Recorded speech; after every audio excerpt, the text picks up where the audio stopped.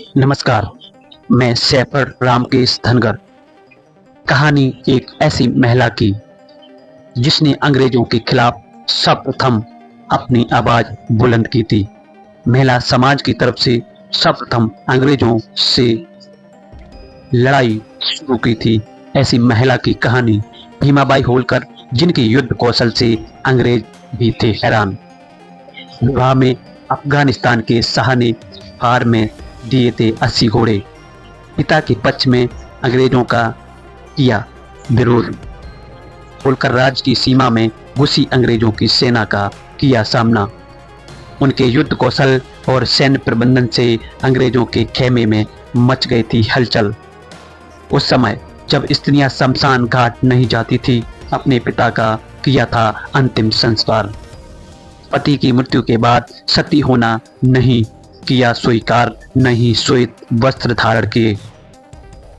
भीमाबाई होलकर की संघर्ष गाथा समझने के लिए होलकर वंश की पृष्ठभूमि समझना अति आवश्यक है। इस वंश की स्थापना मल्हारराव होलकर प्रथम ने की थी। उनकी कीर्ति को उनकी पुत्र वधू अहिल्याबाई होलकर ने आगे बढ़ाया। तो कोजीराव होलकर अहिल्याबाई के शासनकाल में उनके सेनापति थे। अहिल्याबाई के देहांत के बाद शासन की बागडोर उनके हाथ में आ गई, लेकिन 3 वर्ष बाद ही उनका देहांत हो गया। उनके 4 पुत्र थे, काशीराव, मल्हारराव, बिठोजीराव एवं यशवंतराव। बड़े पुत्र होने के कारण उत्तराधिकारी काशीराव होलकर ही थे, परंतु विकलांग होने और अनैतिक आचरण में लिप्त रहने के कारण वे अलोकप्रिय थे। जनता शासन के रूप में मल्हारराव द्वितीय को पसंद करती थी, क्योंकि वे बुद्धिमान और शूरवीर थे। उन्हें छोटे भाई बिठोजीराव और यशवंतराव का भी समर्थन प्राप्त था। जब काशीराव को पता चला कि उनकी सत्ता खतरे में है, तो उन्होंने ग्वालियर के मराठा शासक दौलतराव सिंधिया से मदद मांगी, जो होलकरों के बढ़ते प्रभाव से ईर्ष्या रखते थे। 14 सितंबर 1797 को दौलतराव ने मल्हारराव की हत्या कर दी, जिसके बाद काशीराव राजगद्दी पर बैठे। इस घटना के बाद यशवंतराव नागपुर के राघोजी भोंसले द्वितीय की शरण में गए। यशवंतराव की पत्नी लाड़ाबाई ने उसी समय पुत्री भीमाबाई को जन्म दिया। उन्हें पुणे में कैद कर लिया गया। दौलतराव सिंधिया के कहने पर भोंसले ने यशवंतराव को गिरफ्तार कर लिया, जहां से वो भाग निकले। इस बीच बिठोजीराव भागकर कोल्हापुर चले गए थे। उन्होंने अपना दल गठन कर दक्षिण के राज्यों को लूटना शुरू कर दिया। सर्वाधिक क्षति उन्होंने पेशवा के अधीन प्रदेशों को पहुंचाई, क्योंकि काशीराव को पेशवा का समर्थन प्राप्त था। यद्यपि यशवंतराव भी अपने सैन्य अभियान में जुटे हुए थे। जनता के बीच यशवंतराव की लोकप्रियता बढ़ रही थी। धार के राजा ने भी उनकी मदद की और कसरबग के पास सेविलियर डुड्रेस की सेना को हटाकर उन्होंने महेश्वर पर कब्जा कर लिया। जनवरी 1799 को वे विद्वत होलकर साम्राज्य के शासक बने। बाजीराव पेशवा द्वितीय की आज्ञा से 1801 में बिठोजीराव को गिरफ्तार कर लिया गया। अप्रैल 1801 में उन्हीं की आज्ञा से बिठोजीराव को हाथी के पैरों तले कुचलवा दिया गया था। इस घटना से यशवंतराव एवं बाजीराव द्वितीय के बीच शत्रुता चरम पर पहुंच गई। बदला लेने के इरादे से 25 अक्टूबर 1802 को यशवंतराव ने पुणे पर आक्रमण कर दिया। उसी समय उन्होंने अपनी पत्नी और बच्ची को मुक्त कराया था। इसी वर्ष उन्होंने पेशवा एवं सिंधिया दोनों की संयुक्त सेना को पराजित कर दिया था। बाजीराव द्वितीय घबराहट में सिंहगढ़ की ओर चले गए और बाद में अंग्रेजों की शरण में आ गए। वह मराठा साम्राज्य के पतन का दौर था। सभी प्रमुख मराठा राजवंश आपस में लड़ रहे थे और गिद्ध की तरह घात लगाकर बैठे अंग्रेजों को मौका मिल गया। इन हालात में उम्मीद की एक किरण बनकर यशवंतराव थम उभरे।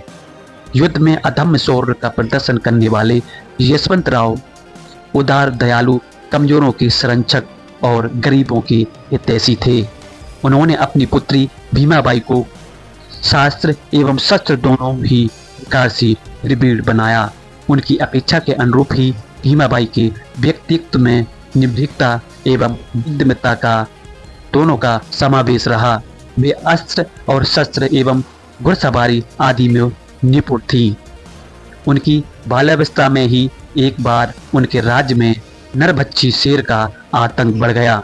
उसे पकड़ने के लिए योद्धाओं के एक दल का गठन किया।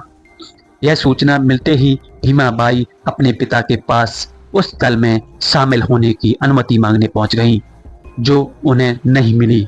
इसके बाद भी कई दिनों तक पिता से नाराज रही थी। सन 1809 में यशवंतराव के ही सेवादार और इंदौर के एक प्रमुख सरदार गोविंदराव बुके के साथ उनका विवाह हुआ। आयोजन अत्यंत भव्य था, जिसमें दूर दूर के राजे रजवाड़ों को आमंत्रित किया गया था।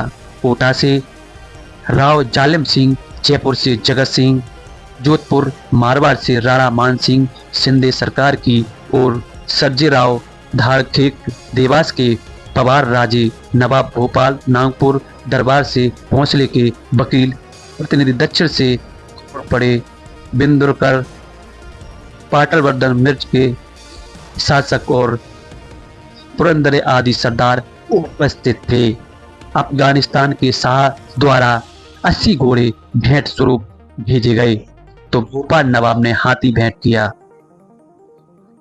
अंग्रेजों के विरुद्ध मराठा रियासतों का एक संघ बना था, जिसमें पेशवा भोंसले, सिंधिया, होलकर आदि राजघराने शामिल थे। आपसी संघर्ष के कारण द्वितीय मराठा आंग्ल युद्ध में यशवंतराव अकेले पड़ गए। तथापि अंग्रेजों के विरुद्ध वे लड़ते रहे। इन्हीं प्रयासों के कारण उन्हें जनरल लॉर्ड वेलिस्ली द्वारा अंतिम रूप से कठोर चेतावनी भरा पत्र प्राप्त हुआ, जिसका आशय यह था कि अंग्रेजों के विरोध में, अपना व्यवहार में, नीति में यदि राजा यशवंतराव द्वारा सुधार नहीं किया गया तो अंग्रेज सेना होलकर राज्य को नेस्तनाबूद कर देगी। इस चेतावनी से यशवंतराव भयभीत नहीं हुए। साथ ही भीमाबाई ने भी पिता के पक्ष में अंग्रेजों का विरोध करने हेतु तैयारियां आरंभ कर दी। भीमाबाई की तैयारियां व इरादों का सम्मान करते हुए यशवंतराव ने उन्हें आगे कदम बढ़ाने की अनुमति दे दी। उसी समय कॉटन टोड रॉयन विक्स की प्रशिक्षित अंग्रेज सेना होलकर राज्य की सीमा में घुसी। भीमाबाई ने बहादुरी से अंग्रेजों की सीमा और अंग्रेजों की सेना का सामना किया। सैन्य प्रबंधन वे अत्यधिक कुशल थी अतः अंग्रेजों के खेमे में भी हलचल मच गई। उनके युद्ध कौशल और सैन्य प्रबंधन की क्षमता के उनके पिता भी प्रशंसक थे। भीमाबाई के विवाह के 2 वर्ष बाद ही यशवंतराव प्रथम का देहांत हो गया। उनके पुत्र मल्हारराव द्वितीय अल्पवयस्क थे, इसलिए भीमाबाई ने स्वयं अपने पिता का अंतिम संस्कार किया। उस समय हिंदू परिवार की स्त्रियां अंतिम संस्कार में शामिल होने शमशान घाट तक नहीं जाती थी। ऐसे में उनका यह कदम अत्यंत क्रांतिकारी माना गया। मल्हारराव तृतीय यशवंतराव की दूसरी पत्नी किशराबाई के पुत्र थे, जिन्हें 4 वर्ष की आयु में गद्दी पर बिठाया गया। हालांकि किशराबाई को कभी पत्नी का दर्जा नहीं प्राप्त हुआ। यशवंतराव की मृत्यु के कुछ ही माह बाद भीमाबाई के पति का भी देहांत हो गया। उनकी आयु उस समय मात्र 20 वर्ष थी। उस समय समाज में सती प्रथा अपने उत्कर्ष पर था, लेकिन भीमाबाई ने न तो सती होना स्वीकार किया, न श्वेत वस्त्र धारण किए। वे पितृगृह लौट आई, जहां मल्हारराव तृतीय उनका बहुत सम्मान करते थे। मल्हारराव तृतीय के अल्पवयस्क होने के कारण यशवंतराव होलकर की पहली पत्नी तुलसाबाई उनकी संरक्षिका बनी एवं राज्य का प्रशासन भार कुशलतापूर्वक संभाल लिया।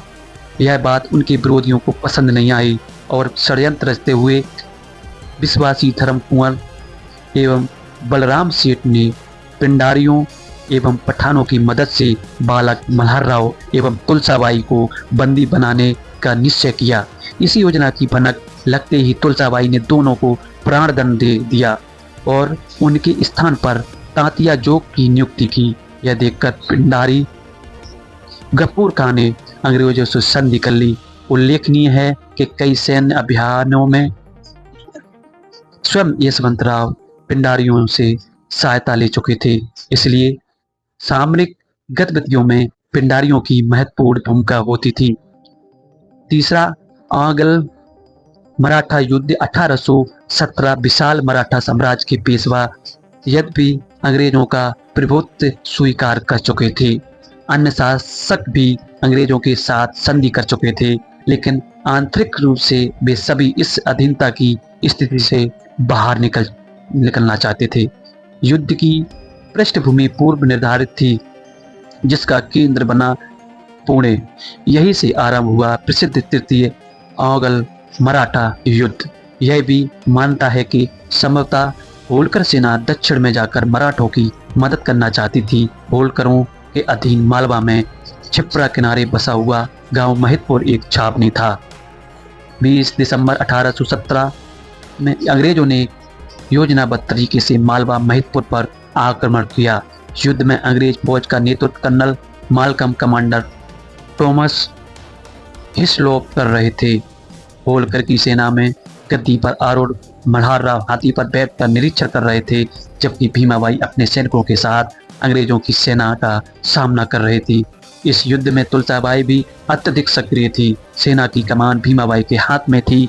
उन्होंने नगर नगर घूमकर जन जन समर्थन जुटाया, जिसके परिणाम स्वरूप अंग्रेजों से लड़ने के लिए एक विशाल सेना उन्होंने खड़ी कर दी। परंतु उनकी सेना में गोरों के कुछ हिमायती भी थे।